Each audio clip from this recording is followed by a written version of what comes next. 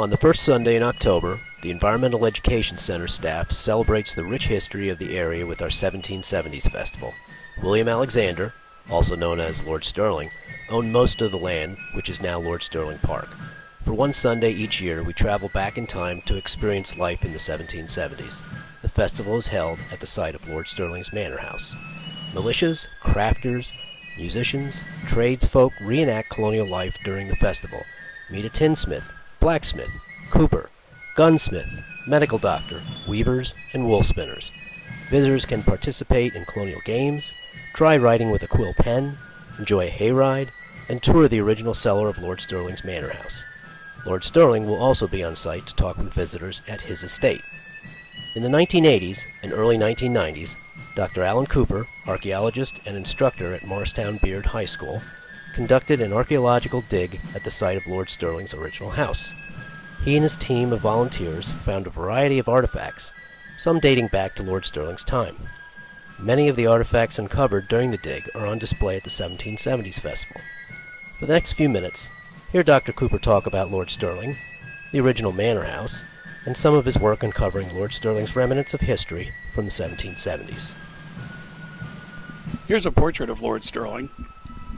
A few facts about him. He was born William Alexander in New York City, the son of James Alexander and Maria Provost Alexander.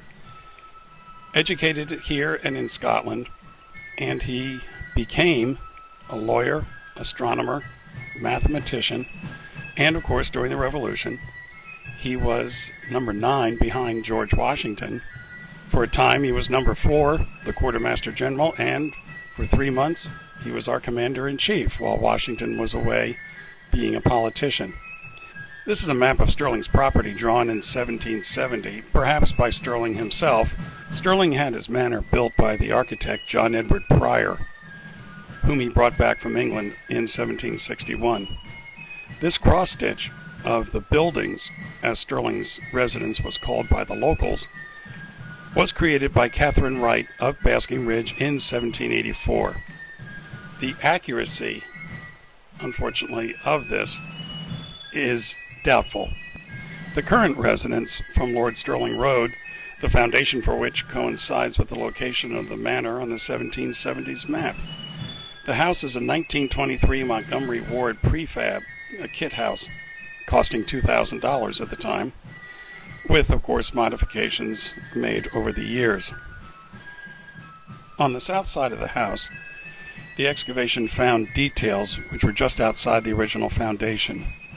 In this corner, there was a cistern for the collection of rainwater.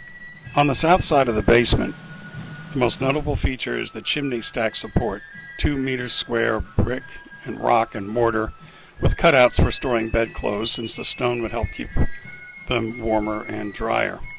The support extends beyond the foundation wall. The centerpiece of the basement is the vaulted room. This was necessitated by the marble floor used as the entry to the house above it, and the architect determined the floor might be too heavy for a post and lintel construction, so a vault would ensure stability. This is the vaulted room, often cited as a wine cellar.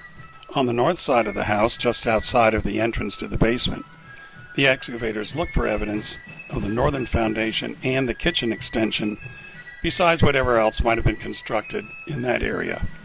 Much of the material found represented disposal of mid-19th century debris. There's evidence that the builders needed to fill a portion of the original foundation not covered by the 1860 house, and so debris was dumped in the space remaining.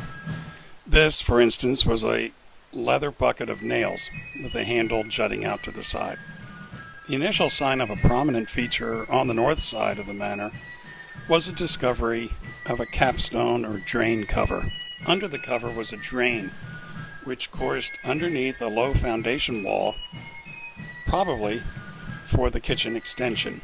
The drain or trough emptied into a brick section and then into a basin. As will be clear in the next few pictures, the basin was a privy with a flushing mechanism using kitchen and courtyard water. The privy became unusable shortly after construction because of groundwater, so it was used for disposal of household trash and this represented the most productive source for Stirling-era material found on the site. This represents the clearing of the basin, or privy. This shows the continued clearing of the basin, or privy, with meter squares for scale. The privy is completed. Join us on the first Sunday in October to see and hear more about the archaeological dig. Some of the more notable artifacts that belong to William Alexander, Lord Stirling, will be on display during the event. Also, the cellar of the original manor house will be open to the public for the duration of the day.